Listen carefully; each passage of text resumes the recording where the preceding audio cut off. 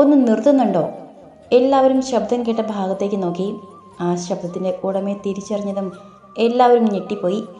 ഇവൾക്ക് ഇത്രയും ഉച്ചയുണ്ടായിരുന്നോ? എന്തെങ്കിലും ചോദിച്ചാൽ വാ തുറക്കാത്തവളായിരുന്നു. ഇപ്പോൾ കിടന്ന് കൂവി വിളിക്കുന്നേ. അനീഷ അതിശയത്തോടെ മല്ലിയെ തന്നെ നോക്കി. പെങ്ങളെ, ഇത് പെങ്ങളുടെ തൊണ്ടയിൽ നിന്ന് വന്ന ശബ്ദം തന്നെയാണോ? കിരൺ മല്ലിയെ തോണ്ടി ചോദിച്ചു. അതിന് മറുപടി അവൾ അവനെ ഒരു കൂർത്ത നോട്ടം നോക്കി. അയ്യോ, ഞാനൊന്നും ചോദിച്ചില്ലേ. മല്ലിയുടെ നോട്ടം കണ്ടതും കിരൺ ഉണ്ണിയുടെ ബാഗിലേക്ക് വലിഞ്ഞു. മല്ലി നേരെ കൃഷ്ണയുടെ അടുത്തേക്ക് ചെന്നു. നീ എൻ്റെ ആരാ? ചേച്ചി, ഞാൻ. നീ എൻ്റെ ആരാന്ന് ചോദിച്ചേ? അവൾ ഉച്ചത്തിൽ ചോദിച്ചു. ഞാൻ ചേച്ചിയുടെ അനുജത്തിയല്ലേ? കൃഷ്ണ ഒരു ഇടർച്ചയോടെ ചോദിച്ചു. ഏത് ബന്ധത്തിലാണ് നീ എൻ്റെ അനുജത്തിയായത്? എൻ്റെ അമ്മയുടെ വരിൽ നിന്ന് വന്നതാണോ? പറയടി. അവൾ കൃഷ്ണയെ പിടിച്ചു കുലുക്കി. മറുപടി ഇല്ലല്ലേ? ദാ, നീ ഈ കഴുത്തിൽ കിടക്കുന്ന താലി കണ്ടോ? അവൾ താലി ഉയർത്തി കൃഷ്ണനെ കാണിച്ചു. ഈ നിൽക്കുന്ന മനുഷ്യൻ എൻ്റെ കഴുത്തിൽ കെട്ടിയതാ. അയാൾക്കില്ലാത്ത എന്ത് ബന്ധമാ നിങ്ങൾക്കുള്ളത്? എന്നെ കൊല്ലാനും വളർത്താനുമുള്ള അവകാശം ഈ മനുഷ്യനുണ്ട്. ഒരിക്കൽ മരണത്തിൽ നിന്നും എന്നെ രക്ഷിച്ചു. ആ കരങ്ങൾ തന്നെ വീണ്ടും മരണത്തിലേക്ക് തള്ളിവിട്ടാൽ ഞാൻ സന്തോഷത്തോടെ അത് സ്വീകരിക്കും. അതിലാരും ഇടപെടണ്ട. ഇതാണല്ലേ അളിയ പറയുന്നേ, അളമുട്ടിയാൽ ചേരയും കടിക്കുമെന്ന്? കിരൺ ഉണ്ണിയുടെ ചെവിയിലായി പറഞ്ഞു. പോടാ. ചേച്ചി, ചേച്ചി എന്തൊക്കെയാ ഈ പറയുന്നേ? അങ്ങനെ ആർക്ക് ഞാൻ ചേച്ചിയെ കൊല്ലാൻ വിട്ടുകൊടുക്കില്ല. ആരെതിർത്താലും ഇവരെന്നെ കൊണ്ടുപോകും. ഇല്ല, ഞാൻ സമ്മതിക്കില്ല. ഏട്ടാ, ഞാൻ കാല് പൊടിക്കാം. എൻ്റെ ചേച്ചിയെ അയാളുടെ കയ്യിൽ കൊടുക്കരുത്. നിങ്ങൾ സന്തോഷത്തോടെ ജീവിക്കാനാണെങ്കിൽ എൻ്റെ ചേച്ചിയെ കൊണ്ടുപോയിക്കോളൂ. കൃഷ്ണ അനീഷിൻ്റെ കാലിലേക്ക് വീണു. മോളെ, നീ എന്തേ കാണിക്കുന്നേ? എനിക്ക് വേണ്ടി ആരുടെയും കാല് പിടിക്കേണ്ട ആവശ്യമില്ല. മല്ലി കൃഷ്ണയെ എഴുന്നേൽപ്പിച്ചുകൊണ്ട് പറഞ്ഞു. ചേച്ചിക്ക് വേണ്ടി ആടെ കാല് പിടിക്കാനും എനിക്ക് സമ്മതമാണ്. എപ്പോഴേക്കോ ഞാൻ മനസ്സിൽ ആഗ്രഹിച്ചിരുന്നു ചേച്ചിൻ്റെ ഉണ്ണിയേട്ടൻ്റെ പെണ്ണായി വന്നിരുന്നുവെങ്കിലെന്ന്. മറിച്ച് ചേച്ചി മറ്റൊരാളുടെ ഭാര്യയാണെന്ന് അറിഞ്ഞപ്പോൾ, ആ മനുഷ്യൻ്റെ നന്മ അറിഞ്ഞപ്പോൾ, അതിനേക്കാളും സ്നേഹമുള്ള ഒരു ഏട്ടനെ എനിക്ക് കിട്ടിയല്ലോ എന്നുള്ള ഒരു സന്തോഷത്തിലായിരുന്നു ഞാൻ. ഒരിക്കൽ ഒരു പെണ്ണിൻ്റെ ജീവിതം നഷ്ടപ്പെട്ടാൽ പിന്നെ അത് തിരിച്ചു പിടിക്കാൻ വലിയ പ്രയാസമായിരിക്കും. എത്രയോ സ്നേഹം കാണിച്ചാലും ഉള്ളിൻ്റെ ഉള്ളിൽ എവിടെയെങ്കിലും മറഞ്ഞിരിപ്പുണ്ടാകും കഴിഞ്ഞ കാലം. ഇവിടെ ഞാൻ തെറ്റുകാരി, ഒന്നിനും കൊള്ളാത്തവൾ, എല്ലാം നഷ്ടപ്പെട്ടവൾ. പിന്നീട് ഒന്നും ആഗ്രഹിക്കാൻ പാടില്ലായിരുന്നു. എവിടെയോ ഞാനും ആഗ്രഹിച്ചു പോയി. അനീഷിന് നെഞ്ചിനകത്ത് 1000 മുള്ളുകൾ തുളച്ചു കയറുന്ന പോലെ തോന്നിപ്പോയി. കൃഷ്ണ ഒന്നും പറയാൻ പറ്റാതെ കണ്ണുനീരോടെ നിന്നു. മല്ലി തിരികെ വീട്ടിലേക്ക് കയറി. അമ്മേ, ഇത്രയും ദിവസം എന്നെ കൃഷ്ണയെ പോലെ സ്നേഹിച്ചതിന് എങ്ങനെ നന്ദി പറയണമെന്ന് എനിക്കറിയില്ല. മോളെ, എന്താ കുട്ടി ഇങ്ങനെയൊക്കെ? എന്നോട് ക്ഷമിക്കൂ കുട്ടി. ഒന്നിനും എനിക്ക് അനുവാദമില്ല. അവരുടെ മനസ്സ് മന്ത്രിച്ചു. ഉണ്ണിയേട്ടാ, ഇനി നമ്മൾ കാണുമെന്ന് അറിയില്ല. എന്നെ സ്വന്തം പെങ്ങളായി കണ്ട് സ്നേഹിച്ച് കൂടെ നിർത്തി. നെഞ്ചെന്ന് വിങ്ങിയതും അവളെ വാക്കുകളിടറി. പോകാം കിരണേട്ടാ. കിരണൻ തലയാട്ടി. മല്ലി വണ്ടിയുടെ അടുത്തായി വന്നു നിന്ന് അനീഷിൻ്റെ മുഖത്തേക്ക് നോക്കി. അവനത് കണ്ടിട്ടും കാണാത്തതുപോലെ ദൂരേക്ക് നോക്കി നിന്നു. 1 മാസം കൊണ്ട് ഇത്രയ്ക്ക് കല്ലായി പോയോ നിങ്ങളുടെ മനസ്സ്? അല്ലെങ്കിലും ഞാൻ ഓർക്കണമായിരുന്നു, അമ്മയുടെ കൊലയാളിയല്ലേ ഞാനപ്പോൾ. ഇങ്ങനത്തെ പരിഗണനയെ എനിക്ക് കിട്ടുമെന്ന്. മല്ലിന്ന് ഏങ്ങി കാറിൻ്റെ ബാക്ക് ഡോർ തുറന്ന് അകത്തേക്ക് കയറിയിരുന്നു. ഉണ്ണി, നിങ്ങളും അങ്ങോട്ടല്ലേ? കയറിക്കോ, അവിടെ ഇറക്കാം. അനീഷ് ഉണ്ണി നോക്കി പറഞ്ഞു. വാ അമ്മേ, നമുക്കും ഇവിടെ കൂടെ പോകാം. ഏടാ, നിങ്ങൾക്ക് നാണില്ലേ ഇവിടെ കൂടെ പോകാൻ? കൃഷ്ണേ, ഞാൻ പറഞ്ഞത് കേട്ട് മിണ്ടാതെ കൂടെ വാ. എന്നെ കൊന്നാലും ഞാൻ അയാളുടെ വണ്ടിയിൽ വരില്ല. അയാളോ? അതെ, അയാൾ. ഡി. ഉണ്ണി കൈവീശി കൃഷ്ണയുടെ കർണത്തായി ഒന്ന് കൊടുത്തു. ഏട്ടൻ, അങ്ങനെ അവനെ വിളിക്കാവൂ. അവനും എന്നെപ്പോലെ നിൻ്റെ ഏട്ടനാണ്. ഉണ്ണി, നീ എന്തേ കാണിച്ചേ? അവൾ അറിവില്ലാതെ പറഞ്ഞു പോയതല്ലേ. ആടി കിട്ടിയ കവളും പൊത്തിപ്പിടിച്ച് നിൽക്കുന്ന കൃഷ്ണയെ കണ്ടതും അനീഷ് ഉണ്ണിയുടെ നിരക്ക് ചൂടായി. കുറച്ച് നേരമായി അവൾ തുള്ളൽ ഞാൻ സഹിക്കുന്നു. എല്ലാത്തിനും ഒരു പരിധിയൊക്കെ ഉണ്ട്. എന്തറിഞ്ഞിട്ടാ ഇവിടേക്ക് കിടന്ന് വായത്തലയ്ക്കുന്നത്? വേണ്ട ഉണ്ണി, അനീഷ് ഒരു താക്കീതോടെ വിളിച്ചു. പോട്ടെ, ഞാൻ കെട്ടിക്കഴിഞ്ഞ് തരാനുള്ളതിൽ നിന്നും ഒന്ന് കുറഞ്ഞെന്ന് കൂട്ടിയാൽ മതി. കിരൺ കൃഷ്ണയെ നോക്കി പറഞ്ഞു. കൃഷ്ണ കിരണിനെ തറപ്പിച്ചു നോക്കി. അപ്പോൾ ഉണ്ടക്കണി?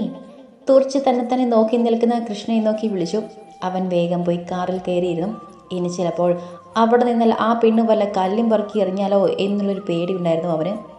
ഉണ്ണി കൃഷ്ണയെ ബലമായി പിടിച്ച് വണ്ടിയിൽ കയറ്റി പുറകെ അവനും അമ്മയും കയറി. കൃഷ്ണ മല്ലിയെ കണ്ടതും അവൾ തോളിലേക്ക് ചാരിയിരുന്നു. മല്ലി അടുത്തായിരിക്കുന്ന ഉണ്ണിയെയും അമ്മയും നോക്കി. എന്തായാലും നാട്ടിലേക്കല്ലേ, അപ്പോൾ ഞങ്ങളും ഇതിൽ തന്നെ വരാമെന്ന് കരുതി.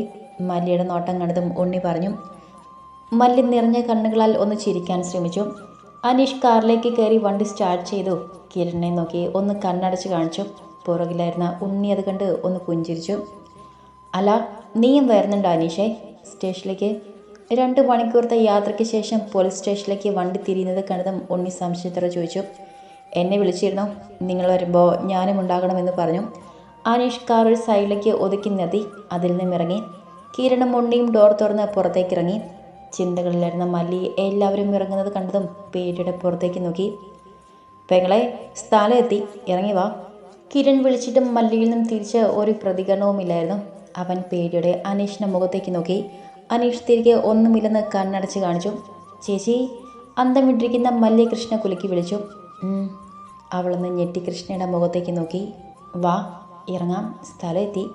കൃഷ്ണ ഡോർ തുറന്ന് പുറത്തേക്ക് ഇറങ്ങി, കൂടെ അമ്മയും. മല്ലി ഇറങ്ങാൻ ഒന്നും മടിച്ചെങ്കിലും അനീഷിൻ്റെ നോട്ടം കണ്ടതും അവൾ കാറിൽ നിന്നും പുറത്തേക്കിറങ്ങി. അനീഷും ഉണ്ണിയും നേരെ അകത്തേക്ക് കയറി. അവർക്ക് പുറകെ ബാക്കിയുള്ളവരും. ധർമ്മേന്ദ്ര പ്രതാപ് വർമ്മ IPS എന്ന ബോർഡ് വെച്ച റൂമിലേക്ക് അവർ കയറി. നിങ്ങളെങ്ങി എത്തിയോ? നേരെ വീട്ടിലേക്ക് പോയിരുന്നെങ്കിൽ ഞാനങ്ങ് എത്തുമായിരുന്നല്ലോ ഉണ്ണി. ഉണ്ണിയെ കണ്ടതും ധർമ്മൻ ചിരിയോടെ ചോദിച്ചു. എന്തായാലും നീ കഷ്ടപ്പെട്ട് അതുവരെ വന്നതല്ലേ, അപ്പോൾ ഇവിടെ വന്ന് നിന്നെ കണ്ടിട്ട് പോകാമെന്ന് കരുതി. നിങ്ങളിരിക്ക്. എതിരെ കിടന്ന ചെയർ ചൂണ്ടി ധർമ്മൻ പറഞ്ഞു. ചേച്ചി, ഇത് അന്ന് വീട്ടിൽ വന്ന പോലീസല്ലേ? കൃഷ്ണ സംശയത്തോടെ മല്ലിയുടെ ചെവിയിൽ ചോദിച്ചു. അതാ ഞാനും നോക്കുന്നേ. അന്ന് മാത്രമല്ല ചേച്ചി, ആദ്യമായി നമ്മൾ തറവാട്ട് വീട്ടിൽ വന്നപ്പോൾ അമ്മാവൻ പ്രശ്നമുണ്ടാക്കിയെന്ന് പറഞ്ഞില്ലേ, അന്നും ഈ സാറാണ് വന്നത്. അന്ന് ഉണ്ണിയേട്ടനുമായി എന്തൊക്കെയോ സംസാരിക്കുന്നത് കേട്ടു. ആണോ? അതെ ചേച്ചി. എന്താണ് അനീഷേ ഒന്നും മിണ്ടാതെ നിൽക്കുന്നേ? നിന്റെ അച്ഛൻ നീ കെണി വെച്ച് വീഴ്ത്തിയെന്ന് കേട്ടല്ലോ. ചെറുതായിട്ട് ഒന്ന് എലിക്കിണി വെച്ചതാ.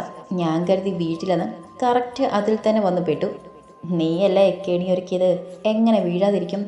ധർമ്മൻ്റെ പറച്ചിൽ കേട്ടതും അനീഷ് ഒന്ന് ചിരിച്ചു.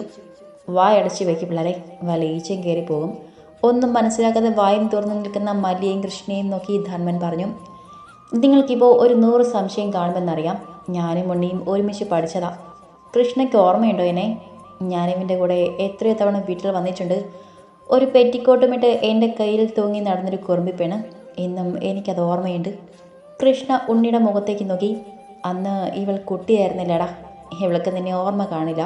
കൃഷ്ണയുടെ നോട്ടം കണ്ടതും ഉണ്ണി ധർമ്മനെ നോക്കി പറഞ്ഞു. അമ്മ എന്താ മിണ്ടാതെ നിൽക്കുന്നേ? നിങ്ങൾ സംസാരിക്കല്ലേ മോനെ, അതാ ഞാൻ.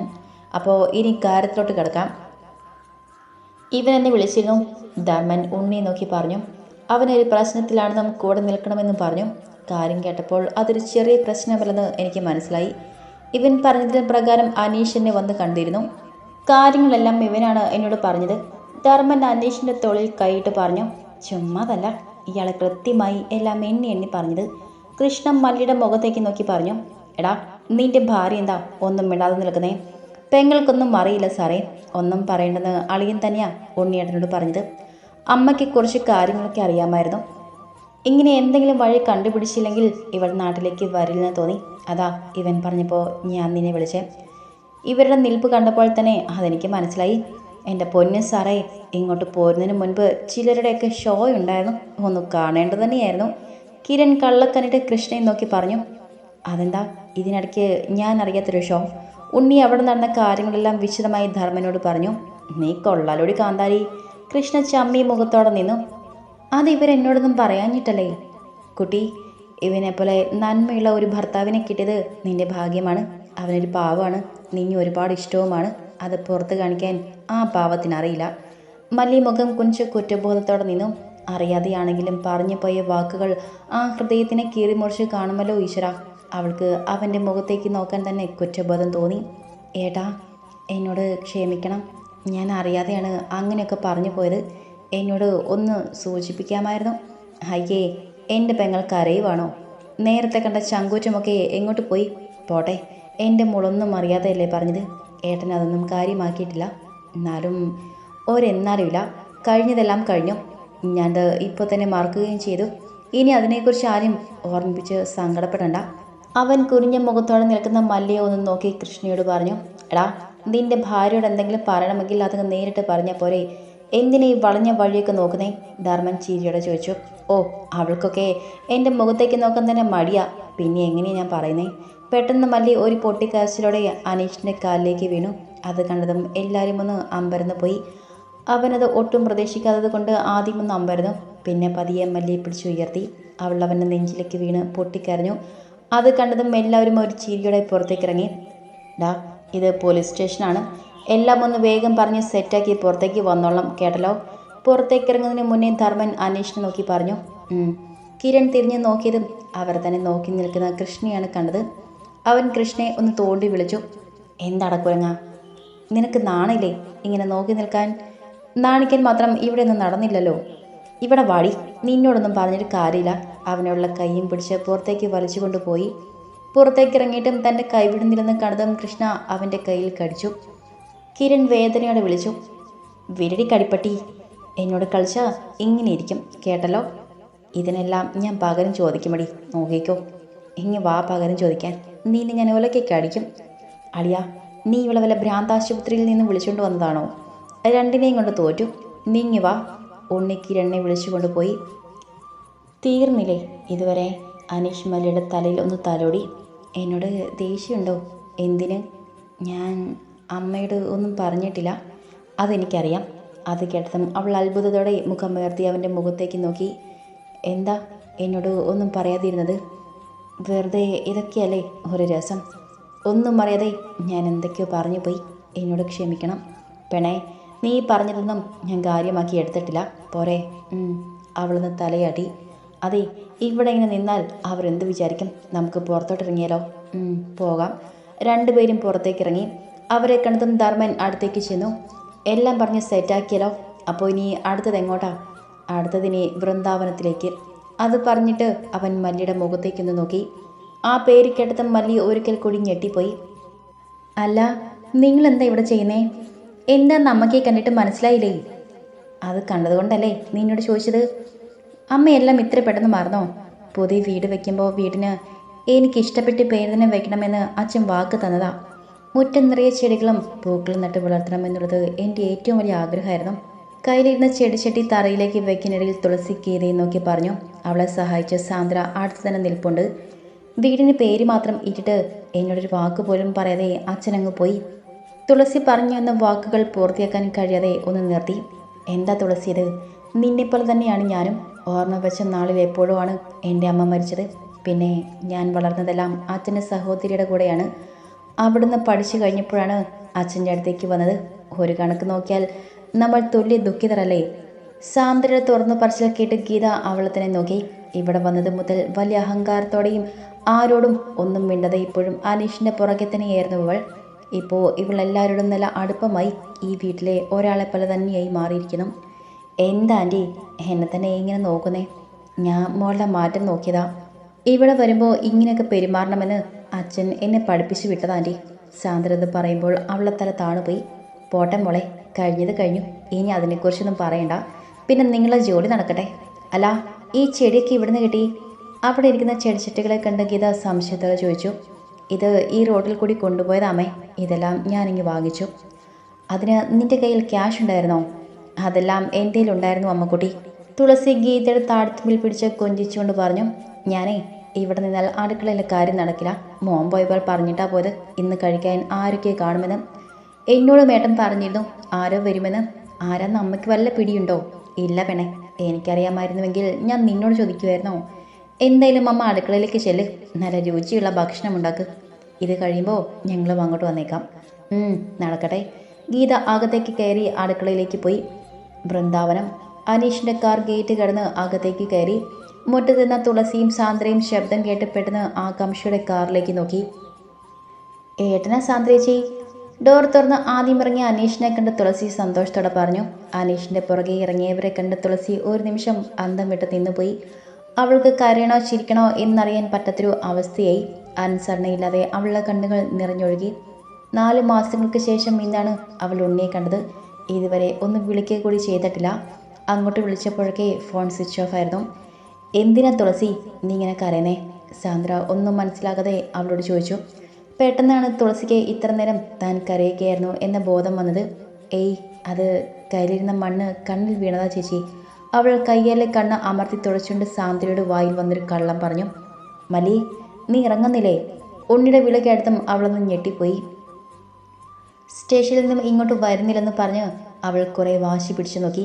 അങ്ങനെയാണെങ്കിൽ ഉണ്ണിയുടെ വീട്ടിലേക്ക് പോകാമെന്ന് വരെ പറഞ്ഞു നോക്കി. അനീഷുണ്ടോ സമ്മതിക്കുന്നു.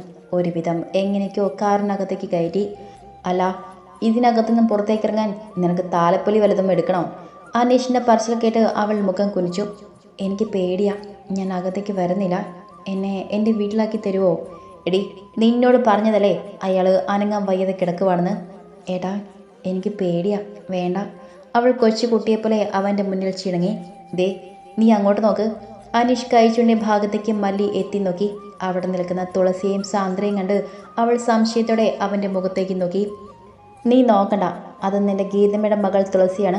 പിന്നെ കൂടെ നിൽക്കുന്നത് അവളുടെ കൂട്ടുകാരിയും. സാന്ദ്രയെ കാണിച്ച് അവൻ കള്ളം പറഞ്ഞു. രാഘവൻ്റെ മകളാണെന്നറിഞ്ഞാൽ ഇനി അതിനും എന്തെങ്കിലും പ്രശ്നമുണ്ടാക്കിയാലോ എന്ന് കരുതി. പിന്നീട് പതിയെ പറയാമെന്ന് കരുതി. അയാളെ പേടിച്ച് ഹോസ്റ്റലിൽ കഴിഞ്ഞ കുട്ടി അത്. അവൾ പേടിയില്ലാതെ ഇപ്പോൾ ഇവിടെ ഇങ്ങനെ നിൽക്കണമെങ്കിൽ നീ തന്നെ ഒന്ന് ചിന്തിച്ച് നോക്ക്. ശരിയാ ചേട്ടൻ പറഞ്ഞത്. അയാളെ പേടിച്ചാണ് ഗീതമ്മ തുളസിയെ ഹോസ്റ്റലിൽ നിർത്തിയത്. ഇപ്പോൾ ഇവർ ഇവിടെ നിൽക്കണമെങ്കിൽ അയാൾക്ക് എന്തെങ്കിലും സംഭവിച്ചിരിക്കണം. അവൾ അനീഷിൻ്റെ മുഖത്തേക്ക് നോക്കി. സംശയം തീർന്നോ? അവൻ അവളുടെ മുഖത്തേക്ക് നോക്കി ചോദിച്ചു. ഡി, നിന്നെ ഞാൻ അയാൾക്ക് വിട്ടുകൊടുക്കുമെന്ന് തോന്നുന്നുണ്ടോ? ഞാൻ കെട്ടിയ താലിയ നിന്റെ കഴുത്തിൽ കിടക്കുന്നത്. എൻ്റെ മരണം കൊണ്ടല്ലാതെ അത് അവിടുന്ന് മാറില്ല, കേട്ടല്ലോ. ഇനിയും ഇരുന്ന് ചിണുങ്ങാനാണ് ഭാവമെങ്കിൽ ഞാൻ തൂക്കിയെടുത്ത് അകത്തേക്ക് കൊണ്ടുപോകും, കേട്ടല്ലോ. അവൾ തലയൊന്നാടി. വാ. അവൻ ഡോർ തുറന്ന് പിടിച്ചു. അവൾ അവനെ നോക്കി കാറിൽ നിന്നും ഇറങ്ങി. അവൾ ഒരിക്കൽ കൂടി വൃന്ദാവനത്തിലേക്ക് കാലെടുത്ത് കുത്തി.